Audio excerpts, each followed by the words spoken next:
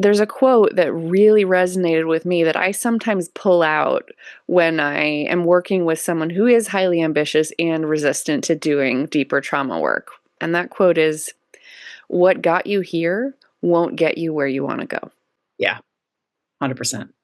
Because, scaling a company to $1 million, okay, that's very different than scaling a company to $500 million.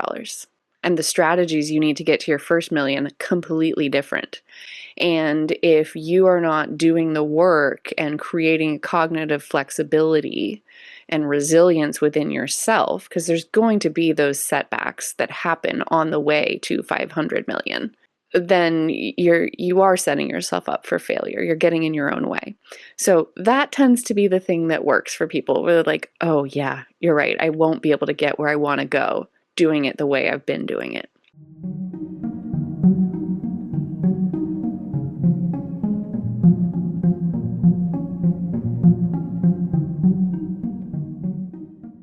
Hey, welcome back to the Executive Excel podcast. I am happy to invite my guest today, Laurel Van De Torn, to our podcast episode.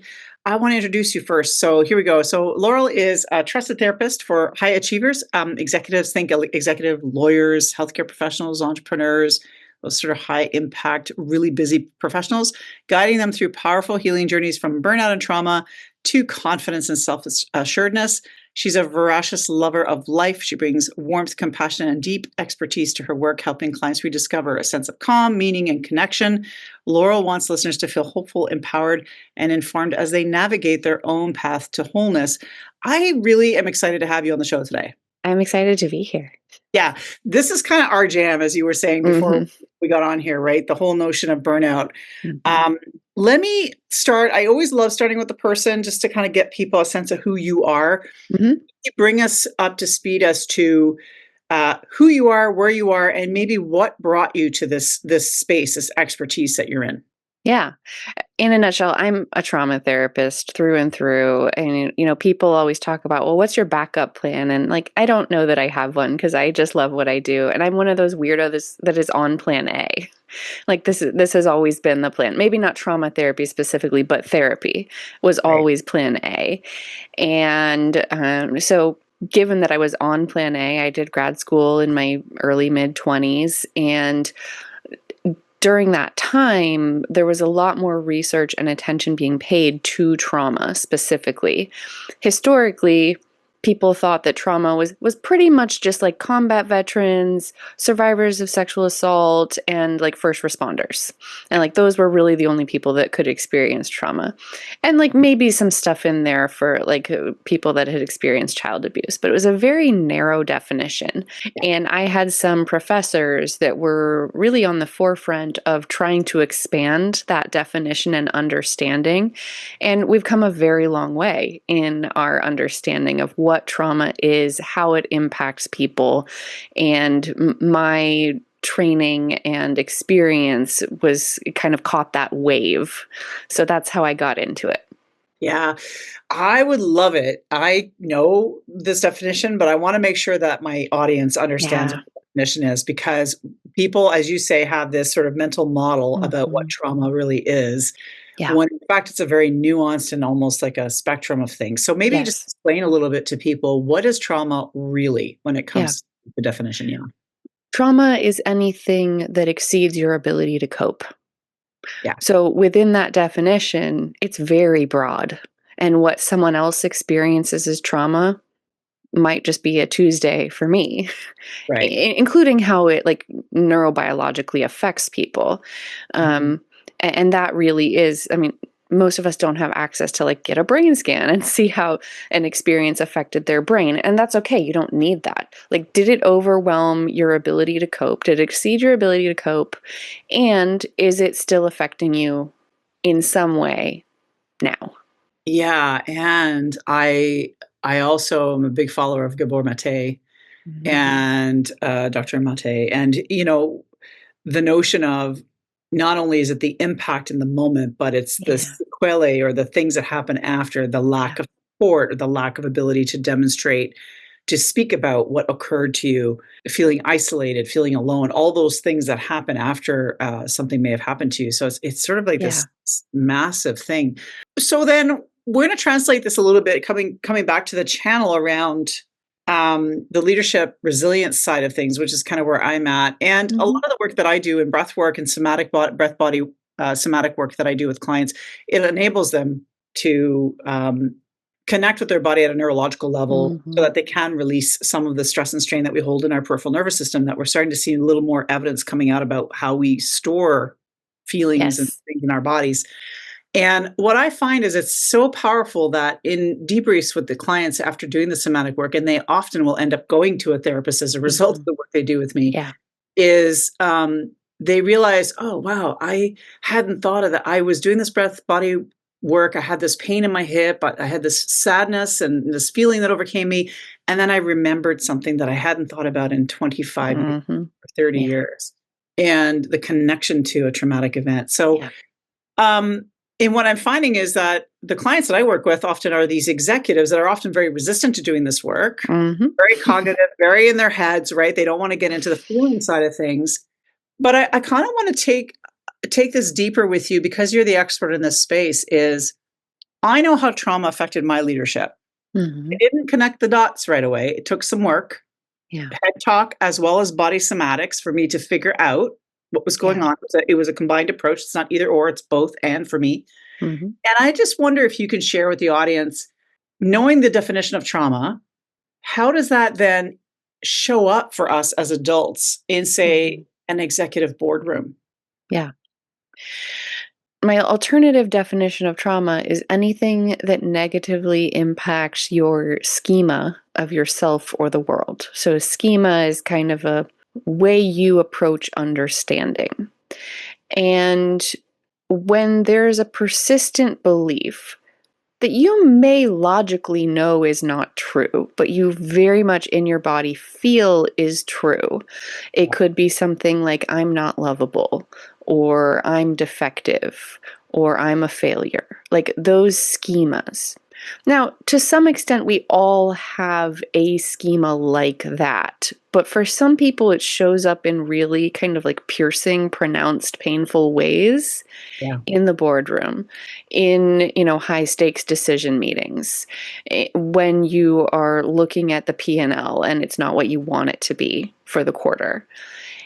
And if you're looking at a P&L and you have the thought, I'm not lovable or I'm incapable, that there's not quite a logical connection there, right? So that might be a sign. It's that maladaptive belief that you probably logically know is not true, but very much feels true when you consult your body. Yeah. Yeah, I had a client who, was a very high performing executive Mhm. and would never apply to those sort of like really high end roles, i.e. CEO Mm. roles, because of this imposter syndrome that would show up. Yep. And when we started doing body breath work, it became clear and evident that that imposter was related to messaging received Yes. as a child of Or created as a child. Yes. created Received or created. Yeah. yeah, Mhm. that's a really good nuance. Thank you for Mhm. noticing that. And so I guess I want to explore a little bit because I want we I know as an executive, I didn't want to deal with it. I really just wanted to Mhm. power through, and I think, Yeah. bringing it to the notion of burnout, which is also part of the work I do with clients, I felt like it really contributed to my burnout because rather than Yes. actually thinking into what I was doing, I was pushing away, Yes. right, what the healing I needed to do essentially. Yes. So maybe walk us through that process, Right. the point of resistance that people are at, Mhm. right? Yeah. Well, to that, at first, I have to say, game recognized game. Like, I was cursed with ambition in this life. And the day I filled my practice, I was like, this can't be it. Like, I can't just be doing one on one therapy forever, right? Like, Right. there has to be a next thing. Um, so I understand. But there's a quote that really resonated with me that I sometimes pull out when I am working with someone who is highly ambitious and resistant to doing deeper trauma work. And that quote is, what got you here won't get you where you want to go. Yeah. 100%. Because, scaling a company to $1 million, okay, that's very different than scaling company to $500 million. And the strategies you need to get to your first million, completely different. And if you are not doing the work and creating cognitive flexibility and resilience within yourself, because there's going to be those setbacks that happen on the way to 500 million, then you are setting yourself up for failure. You're getting in your own way. So that tends to be the thing that works for people, where they're like, oh yeah, you're right, I won't be able to get where I want to go doing it the way I've been doing it. It And it almost sounds, applies to life too. yeah. And I think the great way about taking that approach is you're meeting them where they're at, which is in the Mm-hmm. cognition of it all. Like, Mm-hmm. rationally speaking, it doesn't make sense that we all know that if you want to get to the next level, Yeah. whether you're in sports, entrepreneurship, or as an executive, Yep. we often get coaching, for example, and it's because we need someone to support us, to push us, to Yep. hold us accountable, etc. So you do need to change your behaviors if you want to get to the next level. So that makes sense. So that's how we get them on board. So then Mm-hmm. when they start to walk into this space, first of all, what are the first signs that you're seeing in your clients that they start telling you that maybe I think I'm burned out? What are some of the first Mm-hmm. complaints you're seeing? Some of the first things they're saying to Yeah. you? Fatigue and a disengagement, feeling like simple tasks take more energy, and then more aches and pains, physical discomfort, a Mhm. cough, a back pain that flares up. Um, People tend to manifest trauma or stress in one of three categories. It's either going to be emotional experience, physical experience, or a mental experience. Now we all have all three, but most of us have like one primary way that we express things. And if you know yourself, looking for like, oh, okay, well, if I'm a mental person, I might notice more racing thoughts or brain fog or vivid disturbing dreams even. Mhm. That these can be clues that your system is being stressed. I I guess I want to dive a little deeper on the trauma patterns because Hmm. so for context and for people who've listened to this show before, they will have heard my story to some extent, but I was raised in a narcissistic environment. Hmm. And so I had both the people pleasing, but also the defiant, Hmm. pushing back against the narcissist kind of perspective. And when I got older, what I found was in my extreme defensive posture that it made me very aggressive as a leader initially, as a younger person, especially. And as I got older, that sort of tapered. And as I Hmm. started to do the work, I started to realize it, of course. But it really did career limit me for a while Yeah. because I wasn't able to be as regulated Hmm. emotionally, physically, psychologically. And so Or I want, open. yeah, Yeah. Hmm. yeah. So I guess what it comes down to is when we think about trauma, the things that may have happened to us in our Hmm. youth, I'm trying to connect the dots for people that are out there going, oh, I didn't have trauma when I was younger. Yeah, so my Hmm. parents got divorced, I didn't have trauma, but they're seeing things trickle into their Hmm. workplace now that is affecting their career progression. And I'm Yeah. wondering, is there anything that we've missed in our conversation so far that people need to know Yeah. in order to make sure that they see the flags, that the flags Yeah. come to them? Well, trauma does not have to be a single acute event. In fact, most of the time it is not. It's Yeah. very rare that I get someone coming to me for trauma therapy for like a single incident car accident or like those are easy. Like you know, most therapists could work with that in some way. Um, but th- simply growing up in a stressful environment is that kind of like drip, drip, drip. And actually, I think probably without fail, all of the people I work with, law partners, executives, entrepreneurs, they all grew up in a stressful environment. And there's kind of like a homing pigeon reflex that all humans have, that like when we encounter an environment that feels familiar, we feel safe, even if the familiarity is actually a sense of a lack of safety. Yeah. So I know some people with major trauma that are fantastic EMTs, like first responders, and like we need those people to be doing the work. but also recognizing that there is something playing out there. And people don't like it when I say, yeah, I haven't met a lawyer that didn't grow up in a stressful environment in some way. And even if they had good enough parents, even, I mean, that you can have a wonderful family and a wonderful upbringing and still have a stressful upbringing. Maybe it was like I had my sibling was hit by a car as a child, and like there was this kind of stressful medical fallout, even though, like, I think he would say that, like, yeah, we had great parents. And so these things can happen. And it wasn't just the being hit by a car, it was kind of everything that came with it, right? Yeah. And he's a lawyer. But that homing pigeon response that we have to like seek out the familiar, Mhm. often is what drives us to success. And people are always afraid if they heal the trauma, they'll lose their edge.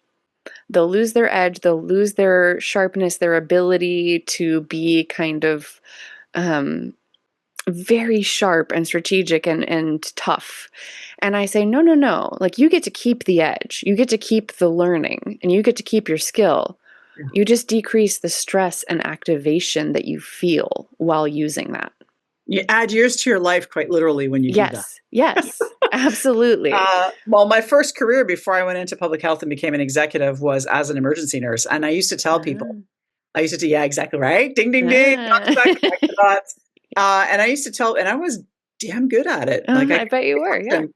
But here's the thing is that I used to tell people say like, Aren't you tired of like the drama and the trauma and resuscitation and all, doesn't that Hmm. like drive you nuts? And I'm like, nah, I'm really good at compartmentalizing. I'm good. I Yeah. got this down pat. I'm Hmm. like, I'm good under pressure. Hmm. And so it translated really well as someone who was extremely productive in the job, rose the ranks pretty quick. You become an exec, you can function as an executive, you're doing all those strategic meetings and doing Yeah. keynotes and doing all the things. And you're like, yeah, I got this, I can do this. But eventually that catches up with us. Yeah. And then Yeah. if your only coping strategy is work and pushing yourself, and that stops working, what the heck do you do? Yeah. And you mentioned it earlier, many of us have, and gosh, I don't think I knew a paramedic or a nurse or the Mhm. physicians I worked with in the hospital that did, or anywhere for that matter, that did not have marital struggles. And Mhm. it was often Right. because we used to blame the shift work and we used to blame that. But ultimately, it was because we all had these like dysfunctional patterns of Mhm. behaviors Mhm. that showed up and it benefited us in our work. But at Yeah. home, Yeah. that same attitude doesn't play out. Because a lot of my clients at the executive level, I would say it's anecdotal. Obviously, it's not a data-driven thing, but my clients, anecdotally, probably 80% of them have marital problems because they're Mhm. just Yeah. not able to sort of manage that stress. So then let's unpack a little bit of the difference between I'm really stressed or I'm burnt out. I've talked Yeah. about this before on the channel, but it's important to have a therapist speak this because I think Mhm. it's important to talk about this from a professional perspective. What's the true difference in definition? Because burnout is technically a definition. We use burnout Yeah. like colloquially and like we kind of use it. We throw around the Yeah. "I'm burned out," but actually it's a diagnosis. So how do we Yeah. differentiate just so Yeah. people understand the difference? Well, burnout is actually not technically a DSM diagnosis. Like, you can say a Our reaction to physicians, our a physicians severe will throw stress. diagnosis, but yeah, I get what Yes, you're but saying. so there isn't like an ICD-10 code Right, for it. I right. bet there will be. I bet there I will think be. there will be Yeah. eventually. Yeah, So stress in the short term is actually like good for us. right. Short-term stress is really good for us. Like, it triggers your immune system to facilitate healing. It like kind of allows your body to surge through something difficult. But it needs to be short term. Otherwise the benefit is completely lost. I don't think it's a coincidence that we're seeing a huge surge in autoimmune conditions. People that are chronically stressed and there is never a break, well, yeah, the immune system is being triggered constantly. And so then what does it do? It attacks you, right? But burnout it's a product of prolonged stress, and it's marked by disengagement with work, increased cynicism about the work, disconnection from meaning and purpose around the work. And if you're a lawyer and like, yeah, I don't care actually about these two pharmaceutical companies merging. That's not like my life's purpose. Right. But um, disconnecting from some sort of purpose that you have, because there are a lot of people that do find tremendous purpose. I mean, being an employer is purpose, and kind of being a thought leader is purpose, Mhm. and being a protector of your team is purpose. And if you feel disconnected from that, it's a quick slide into burnout, and it can get very severe. I'm seeing more and more people needing to go on extended medical leave for burnout because they look at a document and they just like can't even comprehend it because the brain is just so fried. Yeah, my experience was pretty much the crash and burn, Hmm. um, experience, and it was Yeah. awful because, Yeah. I'm in the middle of cope, cope, cope, cope, cope. Yeah. I had a physical reaction to it, and that physical reaction sent me for emergency scopes and so on, and it was just my body's inflammatory markers were Yeah. through the roof, right? And then after that, then it was the depression that hit. Like, I'm Hmm. not Yeah. coping. I should be able to cope with could with shame. I should be able to Mhm. cope with this. I should be able to figure this out. Why can't I push through? And then of course you add on that perimenopause, which started to Yeah. hit me around 40, 45 really hard. And then it was like, okay, like, Yeah. what is going on with me? I feel like I was losing my mind. Well, there's something that I want listeners to know and use as a tool. So Yeah, there's something called the window of tolerance. And if you imagine that there's the window of tolerance is kind of like middle of a graph, right? And when you're in the window of tolerance, you can think, feel, and act at the same time. yeah, If you're a relatively healthy person, you're going to be in that window of tolerance like 90% of the time, right? But I think then above the ability to think, feel, and act, you're pleasantly alert and engaged. right. Um, and then above that window of tolerance is you're really activated and you're super anxious, thoughts spinning, heart racing, like you're agitated and it's pretty uncomfortable. This would be like the anxiety getting out of control. And then below the window of tolerance is dissociation, depression, kind of dejection, and like kind of abandonment of self and purpose. Yeah, And I think just thinking of it in this kind of graph form is really helpful because there are plenty every week, multiple times I ask a client, like, hey, where are you in the window of tolerance right now? And they're like, oh, yeah, I'm completely above it. I'm like, oh, okay. Then we can't do any work till we get you back down into that window of tolerance. And if you're above the window of tolerance for an extended period of time, like there isn't going to be a choice but to crash down below it. Your body's trying to find some homeostasis. Often people come to me, that window is very narrow, and the like ability to think, feel, and act at the same time, it feels impossible. And yeah, the task of therapy in that case is to widen that window so you can be pleasantly alert and engaged and relaxed. yeah. Yeah. Yeah. So now we've got the recognition, we understand what the stress slash burnout is. We're Hmm. looking and connecting. Maybe there's some trauma here related. Let's start going into the wellness side. Start looking at how we can start helping ourselves. Hmm. You have a holistic model, so maybe Yeah. explain to people how you holistically manage or help your clients go through this. Obviously, you're not going to diagnose on the Yeah. podcast. Yeah. Do you walk them through the steps? Well, these are just steps for just anyone for like Yeah, a healthy life. So, the holistic therapy, it all that means is that we consider the whole person. We're not just looking at your mind. We're looking at like medical issues, social issues. Like it's more integrative and comprehensive. So you well, you wouldn't be surprised, but by the number of people that do have some medical issue that's significantly contributing to their mental health and burnout. In women, especially, I see thyroid issues, iron deficiencies are a big one. And then people know they have an iron deficiency, but they're not taking a supplement or like doing what they need to do. Like your brain is not going to be able to function if you don't have enough iron. Also, vitamin D deficiency. So, like these kind of like very like chemical, biochemical things. So, we screen for that. Just like go to your PCP, just get some routine blood work. And then if anything's slightly abnormal or you're trending toward one end of the normal spectrum, like let's explore that a little bit more. Because what we don't want is someone to be like pushing the boulder up the cliff thinking, oh, this is burnout, when it's actually you have hypothyroidism, you know? So there's that medical model. So first, blood work, just make sure you're good there. And then taking medications as you need to take them, seeing the specialists you need to see for whatever's going on with you. And so that's kind of like the foundation of the holistic wellness. If you're not medically well and your biomarkers are not where they could be with relative ease, then we got to address that. Yeah. The next layer is like things that we all know we need to do, but are actually very hard to implement. Eating 3 balanced meals a day. I mean, executives and high achievers, that is often the first thing to go. And I know you said you were an ER nurse. Well, there's almost like a spirit of competition how long you can go without eating. And that's Or go to so, the washroom. We used to yeah. brag about how many hours it took before we emptied our bladders. I'm a 10-hour today. Like, seriously, guys, that's not good for your kidneys. What are you doing? No, don't do that. And the way that I've gotten some people to kind of switch their thinking is like, well, what would it be like to be a rebel in that culture? To be like, no, I'm gonna pee when I need to pee, you know?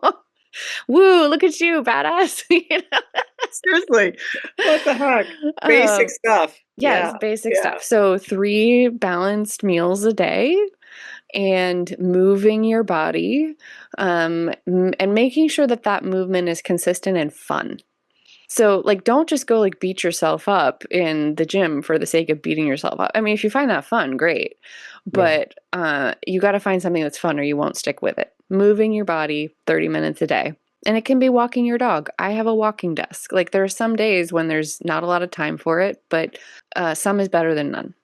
Also, looking at substance intake, right? Yeah. A lot of people who are burned out or really, really stressed, quick fix is alcohol. Yeah. And that is a short term solution with a long term bill. Like I say, it's like buying on credit. The bill will come due with that, and it will actually exacerbate the burnout down the line. And physical problems. Let me tell you that Yeah. my non-alcoholic fatty liver disease Mm, increased tremendously because mm, I wasn't eating the right foods. I yep. wasn't eating healthy foods. And there Yeah. was a time there when we were in COVID where I was maybe eating once a day and what I was eating wasn't great. Mm, And then add to that alcohol intake, which I guess is yeah. alcoholic fatty liver in a way, but Yeah. I just saw the NAFL, like it Yeah. just like Mm, right upper quadrant pain. Like I didn't yeah. care. I was like, you know what? I'm going to drink this bottle and that's okay. Mm, And hubby and I would fall. We got to the point where we were finishing a bottle or two an evening, and I'm like, yeah. I've got a problem. Like I need to stop Mhm. this. Yeah. Yeah, yeah, it's a And big it can be really hard to take away a coping strategy that is so fast acting, yeah. right? Uh, but again, you're buying on credit. You really Uh, are. yeah. So Yeah, substance intake and sleep. There's another thing people like to go without sleep, and I'm just like, your brain can't do all of the like defragging that it needs to do if you're not sleeping. So those like basic behavioral things, like, yeah, mm, they're actually really important. And I don't think you would be surprised, but I think a lot of listeners would be surprised at like how many high achievers struggle with this. Like basic human user manual and they're not following it and then wondering why they don't feel good. yeah. I had a client who would wake up at 3 and 4 o'clock in the morning with anxiety because of decisions he had made Yeah. prior. And it was so funny because we had this conversation once, and he said, "Yeah, I just want to go for a run." And I'm like, "Well, why don't you?" "Well, the neighbors are going to think I'm crazy going for a run every night at 3:30 in the morning." I'm like, "The neighbors aren't even awake. First of Yeah. all, second of all, who gives a shit? Just Yeah. go out Who and cares? run." Like, who cares? Just go do it. Yeah. So the Yeah. basics is where it The starts. basics, yeah. And as far as the meals go, I really recommend, oh, and water intake. Oh my Yeah. goodness. A lot of, especially first responders, teachers, not drinking enough water. Like just drink. I put a huge glass of water next to my bed and drink the whole thing first thing in the morning. You're just so much better set up for the day when you're hydrated. Um, some behavioral hacks that work. Taking decisions out of the picture for at least one meal a day. So like if you have the same breakfast every day, okay. Or maybe you put different fruit in your oatmeal or different flavors in the smoothie or whatever it is, but just you don't need to be expending energy deciding what to eat. You just need to eat. And then accountability buddies are great, and that actually ties into the third step, which we'll talk about in a second. I'm a huge fan of putting your phone in another room while you sleep. Like there's mentally, that's really good for you. So buy an alarm clock. Smart people are listening to this podcast. They don't need hacks for feeling better and implementing like basic behavioral change. But go gradually, do one thing at a time. Don't try and overhaul, and yeah, that's not going to work. The next layer that I look at is social health. And you mentioned that almost all high achievers are having some kind of marital issue. And it's often because no space is made for the marriage, and that everything goes, like, career is always first, and like career cannot always be first. It just can't. So you need to have some kind of protected time, phone away, that you are meaningfully connecting with your partner. It doesn't need to be 5 hours. Yeah. If you had 1 hour a couple times a week of like really intentional, focused, loving conversation with your partner, I think you'd be feeling a lot better together. I 100% would agree with that. I think Yeah. that was one of the first things that improved once I started my healing journey. Mm-hmm. Yep. I mean, to be fair, I have a strong marriage. We never had that issue of too Mm-hmm. much tension between us. But I have to tell you that the one thing that my clients often say is when they start to do the healing, they start to do the work, the inner work, and we can get into what that looks like in a minute, but is they immediately find that, oh, well, I finally had that conversation with my wife that we've been meaning to have forever. Mm-hmm.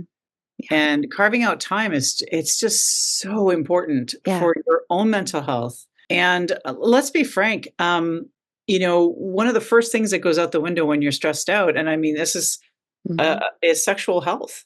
So one of the Mm-hmm. first things that goes out the window because everybody's tired. So, if you're going to bed exhausted, there's no space for that either. And that's Yeah. part of the relationship. Yeah. People don't like to talk about it because it's a sensitive thing. But the reality is that if there's no space for conversation, Mm-hmm. no space for connection, there won't be any space for that. Yeah. And if you're exhausted, then there's no space for that either. I think it's just important because I think this is something that's Yes. really important to people. I'm a big fan of scheduling Yeah. intimacy. Now, intimacy doesn't always mean sex. No, true. Absolutely. But if you schedule intimacy, yes, sometimes it'll be sex, and sometimes it'll be back rubs, and sometimes it'll be a deep conversation, and sometimes it'll be being silly together. Yeah. But schedule that time the same way you schedule other meetings. So my spouse and I actually don't live in the same apartment. We each have our own apartment across the street from each other. And there are That's many fun. reasons for that, including like both having a rent controlled apartment and like we live in Los Angeles, right? But every night from 6:30 to 8:30, we have dinner together. We talk about our day. Like it's a very focused, like our phones are down, like we are just completely focused on each other. And then sometimes we watch a show or like, do some kind of more admin tasks. And that, 2 hours a day is, I mean, some people don't have 2 hours a day, but that makes a huge amount of difference because Yeah. we're focused on each other. If you're just sitting next to each other watching TV for 2 hours, you're not going to feel connected. Yeah. So and then my spouse, goes back to the other apartment, and then on the weekend we stay in the same apartment. But yeah, that structure has, I think, done a whole lot for our marriage. And it was just kind of, because we don't share an apartment. We will eventually. We're saving up to buy, but Yeah. but that was like a hidden benefit. And if you could kind of think of it similarly, like, oh, end of my day, that's my protected time with my person. Yeah. Go Hmm. on a date together. That's something you Yeah. may haven't done, maybe you haven't done in years. And in a way, this Hmm. fairly unconventional way that you're living right now, because I love Yeah. this. I'm like, Yeah. wow, you can sleep really well during the week because there's nobody in bed with you. But Exactly. the notion of being able to kind of go on a date with your husband every evening, it's kind of nice. I Hmm. just think that's awesome.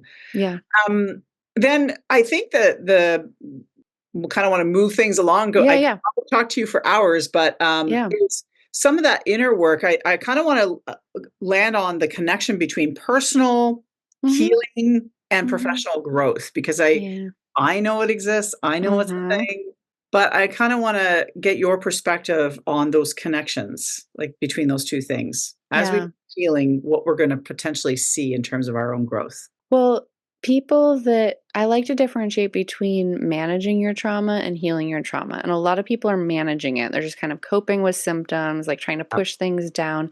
That's expending a lot of energy to manage that trauma. And what if you had that energy back? Mm-hmm. Now, people don't think that healing is possible, that they're like, well, I'm kind of just always going to be managing that. I don't think that's the case for most I agree people. with you.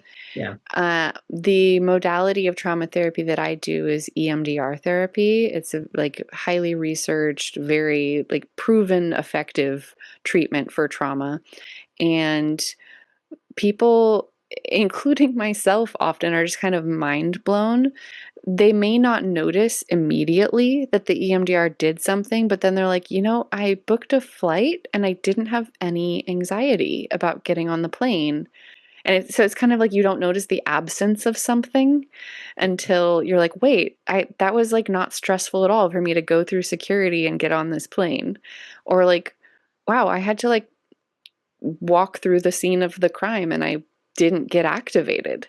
That's what healing is that the connection between the memory or an external trigger, a reminder of the trauma, and your body's reaction is just severed. That you could think about it, be reminded of it, be in the place, and have no physiological reaction. And how much freedom would you have, and how much more energy would you have if you weren't constantly caught up in those unexpected body reactions? Yeah. And as someone who's on that healing journey, I can tell you it's absolutely amazing Yes. how much more centered, grounded, calm, Yeah. even in how I argue with my husband has changed. Mm. Mhm. Everything has changed. And for a long time, I thought, "Oh, am I a narcissist too?" And I thought, well, if I was asking myself that question, I'm not a narcissist. But, like 2 plus 2 is 4. Mhm.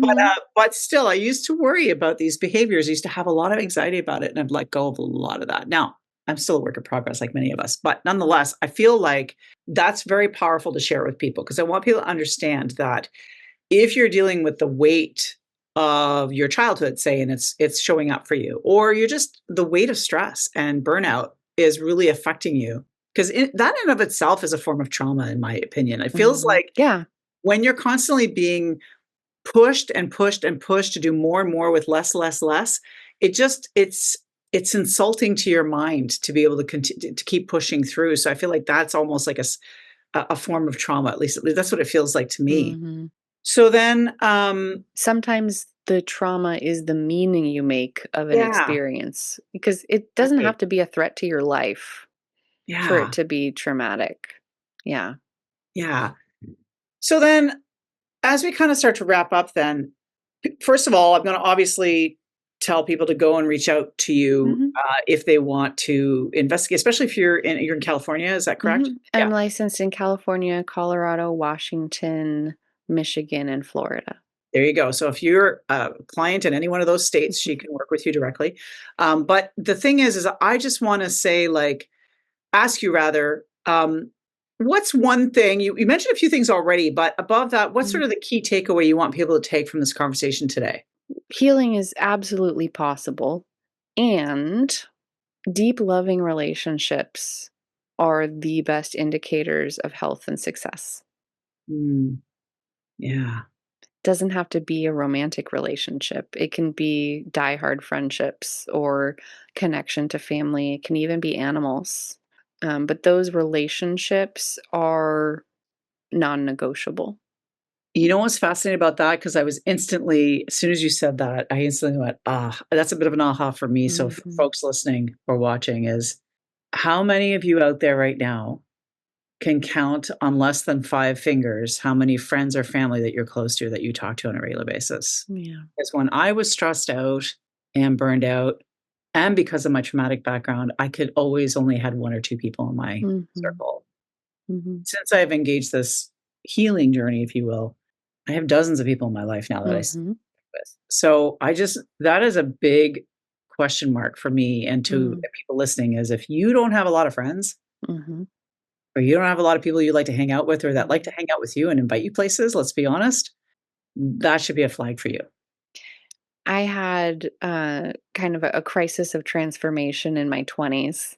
And one of the results of that was I'm a list person. I have a feeling that most people listening are list people, that you have your to do list, your goal list, your 5 year plan, all of that. One thing that's on my 5 year plan is to add one new close friend that we would both drop everything for if there was an emergency in the next 5 years.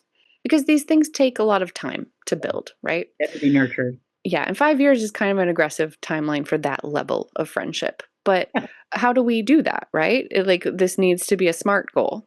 And so what I did is add to my list every single day, I need to connect with some person outside of my partner and outside of a specific professional group I'm in a meaningful way.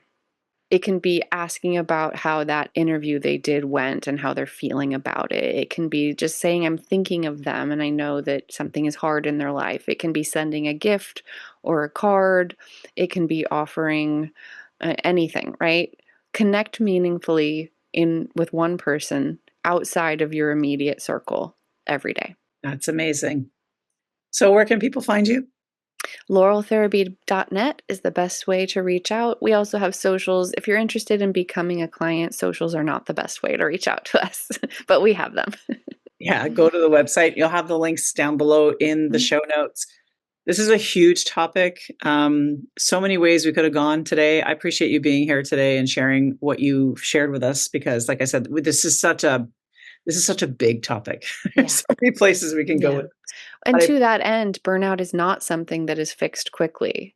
I can't tell you how many times I've had to call out people who are like, "Oh, I just need to go on a vacation." I'm like, not going to fix it. I'm sure the vacation would be nice, but this is a systemic problem. We need a systemic solution. yeah, and I wonder what I don't know what the stats say about how long it takes. Do you know what the time frame on average is? I mean, it depends on how severe it is. It depends on what resources someone has, social support. Yeah. So there's no, yeah. For me, it was 18 months. Mhm. Yeah, it It was sounds about 18 to 20 months for me to start feeling like myself again. So yeah. just so people know it is a process. And if you're staying in the same machinery, Yeah. then you need to really get strict with your boundaries and get into those therapies so that you can really create a situation where you can successfully navigate it. Otherwise, you're just going to get right back into that same basket again Yep. and repeat it over and over again. Thanks again for being here. For folks, if you enjoyed the content, if you enjoyed this episode, please be sure to like, subscribe, follow, comment, do all the things. It really does help people gets this content pushed out so people can actually get and connect to this content. Because there are so many people that are struggling with burnout right now Mhm. that, it's free. So liking and subscribing really helps Mhm. get this content out there. So please do that. And until next time, folks, just stay grounded, stay inspired, and remember to exhale.